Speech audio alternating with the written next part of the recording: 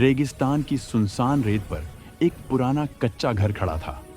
उस घर में एक बूढ़ा आदमी सलीम बख्श अपनी तन्हाई के साथ जी रहा था। एक रात तेज हवा चल रही थी और आसमान में बादल गरज रहे थे। तभी दरवाजे पर किसी ने धीरे से दस्तक दी। पहले तो सलीम ने सोचा शायद हवा की आवाज है, लेकिन फिर दस्तक दोबारा हुई, इस बार जोर से। वह चौंक कर उठा और गुस्से में बोला, कौन है वहां? दरवाजा तोड़ना है क्या? दरवाजा खोलते ही वह ठिठक गया। सामने एक जवान लड़की खड़ी थी, बारिश में भीगी, कपड़े रेत से सने, चेहरे पर डर और आंखों में दर्द। उसने कांपती आवाज में कहा, कृपया मुझे अंदर आने दो, बस एक रात के लिए। सलीम कुछ पल चुप रहा, फिर बोला, इस वीराने में तुम अकेली क्या कर रही हो? लड़की ने आंसू भरी आंखों से कहा, अब मेरा कोई नहीं रहा।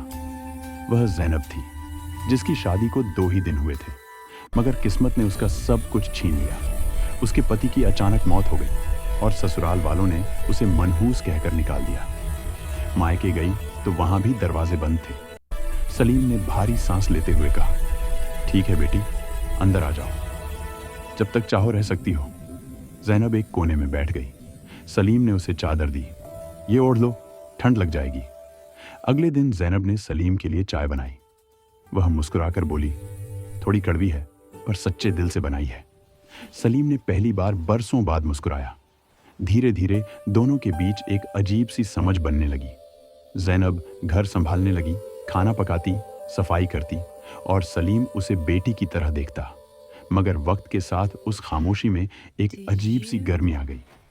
एक रात जैनब ने पूछा, क्या आपको कभी मोहब्बत हुई थी?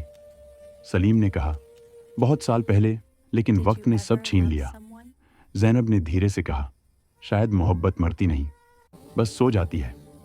उस दिन के बाद सलीम की आंखों में एक नई रोशनी थी। जैनब के आने से उसके घर में जान आ गई थी।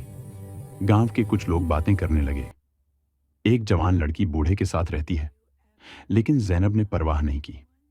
एक दिन उसने सलीम का हाथ पकड़कर कहा, अगर दुनिया को जवाब चाहिए तो मुझे अपना नाम दे दो। सलीम ने कहा, लोग क्या कहेंगे? जैनब मुस्कुराई, लोग तो वैसे भी कह रहे हैं। फिर दोनों ने सादगी से निकाह किया। ना कोई गवाह, न रस्म, बस 2 दिनों की गवाही थी। रेगिस्तान की हवा ने उन्हें आशीर्वाद दिया। अब जैनब उसकी बीवी थी। वह सलीम की देखभाल करती, उसके कपड़े धोती और रात को तारों की तरफ देखकर बातें करती। अगर वक्त ठहर जाए तो कैसा हो? सलीम मुस्कुराता, वक्त नहीं रुकता, पर कुछ लम्हे दिल में हमेशा जिंदा रहते हैं। वक्त गुजरा, सलीम बूढ़ा होता गया, बीमार भी। जैनब ने रात दिन उसकी सेवा की, माथा पोंछा, दुआएं मांगी। एक दिन सलीम ने कमजोर आवाज में कहा, जैनब, अगर मैं चला गया तो तुम क्या करोगी? जैनब ने रोते हुए कहा, आपके बिना जीना मुमकिन नहीं। सलीम मुस्कुराया, मोहब्बत में जुदाई भी होती है बेटी। जैनब ने धीरे से कहा, अब मैं आपकी बेटी नहीं, आपकी दुआ हूं। कुछ दिन बाद सलीम ने आखिरी सांस ली। जैनब ने उसे उसी रेत पर दफनाया जहां वह पहली बार आई थी। अब वह रोज उसकी कब्र पर फूल रखती और कहती, आप मेरे हो, हमेशा के लिए। रेगिस्तान की हवा अब उसके आंसुओं से भीगती थी। लोग कहते हैं मोहब्बत की उम्र नहीं होती, लेकिन जैनब और सलीम की कहानी साबित करती है कि सच्ची मोहब्बत वक्त से नहीं, दिल से लिखी जाती है।